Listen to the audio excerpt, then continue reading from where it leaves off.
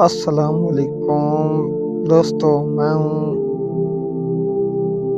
ساکی Islamic edition سے، اور آج کی ویڈیو میں ہم بات کریں گے ٹی ایل پی کے لانگ مارچ کی تازہ ترین صورتحال پر، خاص طور پر مولانا سعد حسین رضوی اور انصر رضوی کے بارے میں ہم اہم اپڈیٹس کے ساتھ۔ تحریک لبیک پاکستان نے 9 اکتوبر 2025 کو لبیک یا اقصی ملین مارچ کا آغاز کیا، جو لاہور سے شروع ہو کر مرید کے راستے اسلام آباد کی طرف بڑھ رہا تھا۔ یہ مارچ فلسطین کے مظلوم مسلمانوں کے ساتھ یکجہتی کے اظہار کے لیے نکالا گیا تھا۔ مارچ کے دوران مرید کے مقام پر پولیس اور کارکنوں میں شدید تصادم ہوا، کئی مقامات پر سڑکیں بند ہوئیں اور حکومت نے احتجاج ختم کرانے کے لیے مذاکرات کی کوشش شروع کی۔ سعد حسین رضوی اور انصر حسین رضوی کے بارے میں اپڈیٹس۔ موجودہ صورتحال: تازہ ترین اطلاعات کے مطابق مولانا سعد حسین رضوی اور انصر رضوی کی لوکیشن جگہ کا سراغ لگا لیا گیا ہے۔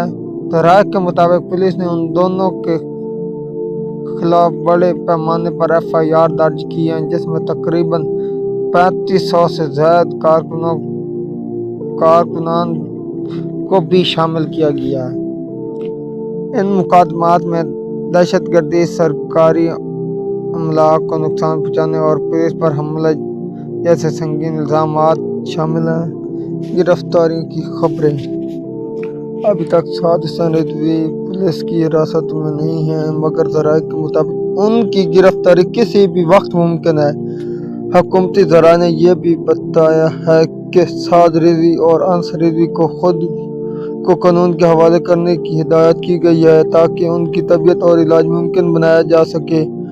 صحت کے حوالے سے کچھ غیر مصدقہ رپورٹس کے مطابق سعد رضوی کی طبی حالت کے بارے میں مختلف خبریں گردش کر رہی ہیں، مگر سرکاری طور پر کوئی واضح بیان سامنے نہیں آیا۔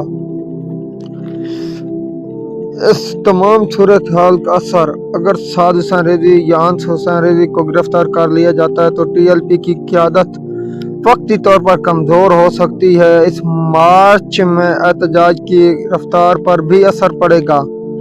دوسری جانب کارکنوں کا جذبہ اب بھی بلند ہے اور وہ حکومت سے اپنی مطالبات پورے ہونے تک احتجاج ختم نہ کرنے پر قائم ہیں۔